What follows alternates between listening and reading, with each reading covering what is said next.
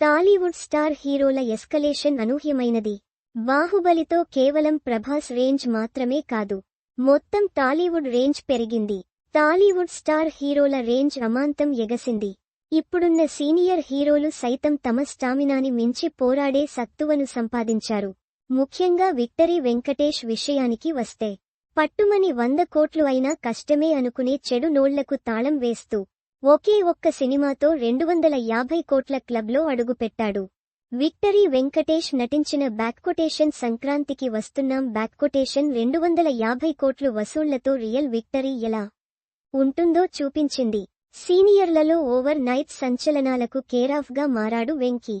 వయసుతో సంబంధం లేకుండా విక్టరీ కూడా పాన్ ఇండియన్ హీరోనే ఇప్పుడు. అయితే వెంకటేష్ నటించే తదుపరి చిత్రం ఎలా ఉండాలి అంటే, ఇదిగో ఈ రేంజుకు తగ్గితే కుదరదని ఫ్యాన్స్ దర్శకులను హెచ్చరిస్తున్నారు. 250 కోట్ల నుంచి 300 కోట్ల క్లబ్లోకి వెంకీ రావాలి. అతడు రజనీకాంత్ లా 500 కోట్లు కొల్లగొట్టాలని కూడా డిమాండ్ చేస్తున్నారు.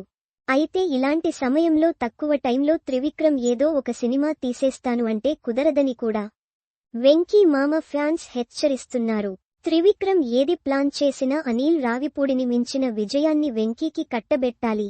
దానికోసం ఏం చేస్తాడో అది అతడి ఇష్టం అని ఫ్యాన్స్ సోషల్ మీడియాల్లో పంచ్లు విసురుతుంటే త్రివిక్రమ్కి ఏం పాలుపోవడం లేదట.